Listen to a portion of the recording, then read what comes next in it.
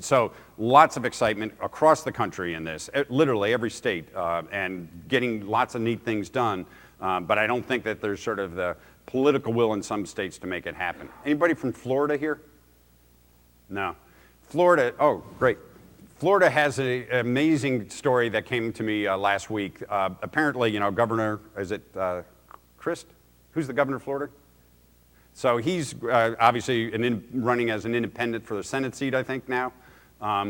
So they had, I can't remember, I think it's $50 million for one of these stimulus programs that was going to run through their energy office and go out as rebates to buy really high efficiency appliances and heat pumps and so forth for homes.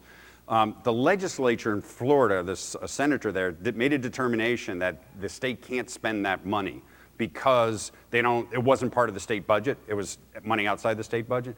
So the state right now looks like they're going to have to turn that money back to the federal government. And instead of being able to give it they had the program all ready to set up and run. And, so the political challenges in some states is really kind of crazy when it comes to, actually serving people's interests here. That's not our circumstance.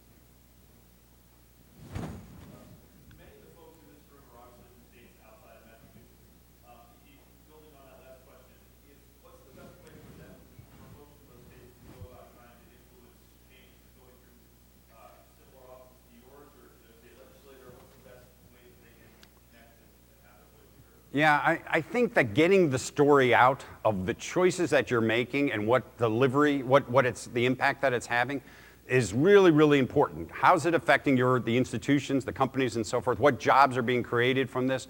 And getting it out to all the channels. I think state energy offices can be helpful in most states, not all, but most states. I think that legislative offices are really necessary to put in place ongoing, enduring policies and programs to make this happen. And I think that many folks that are in those offices right now are only thinking about the sort of status quo, and there's a lot of entrenched forces out there, a lot of existing folks that really are trying to protect the status quo and really don't see anything but downside to a new energy future. I think that there's lots of great stories from companies like that are in this room that should be out there with their legislature, with the local press, with their state energy offices, and just making the case. And getting those stories out there, I think, is so helpful because people just don't know what possibilities are out there. One more question. Your slide showing energy emissions or carbon emissions reductions at transport. And I have two questions. Why is it so skinny compared to everything else that's happening? I mean, that's a big part of the overall problem. And secondly, what is the state doing on electric vehicles? Yeah. Repeat the question. So the question is the transportation sliver in our greenhouse gas policies, and why is it as small as it is?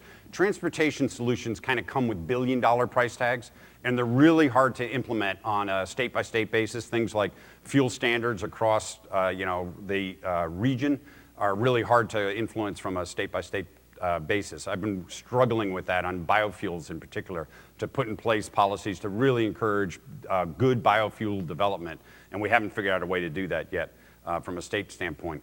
But I do think transportation future is really quite exciting, and we are doing a number of things around electric vehicles. We're working with the MBTA that runs our transportation, our subway system, train system, to put in charging stations in every renovated T station stop.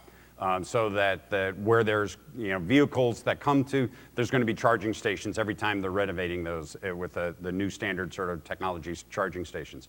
We've signed letters of memorandums of understanding with Nissan Leaf to launch their product, their new Nissan Leaf in Massachusetts as one of the first states that they'll be launching in, as well as just recently we signed one with BMW to again launch here first. Maybe some won't be surprised by this, but we have some of the highest penetration of hybrid vehicle owners in state of anywhere in the country. And so there's sort of a nurturing, welcome market here for this. But I think it's really too soon to sort of bet the billion-dollar solutions on transportation. We're trying to pursue high-speed rail and other rail initiatives to really move towards mass transit and smart growth and so forth. But there's no sort of easy solutions around any of that have good cost-effective sort of answers on it right now. So we're sort of dabbling a bit, piloting some things and trying some things to try and get us prepared for it when it's clear as to what's going to work, how it's going to work, and make it happen. But it is absolutely a part of the picture. It's just a question of when we jump on it.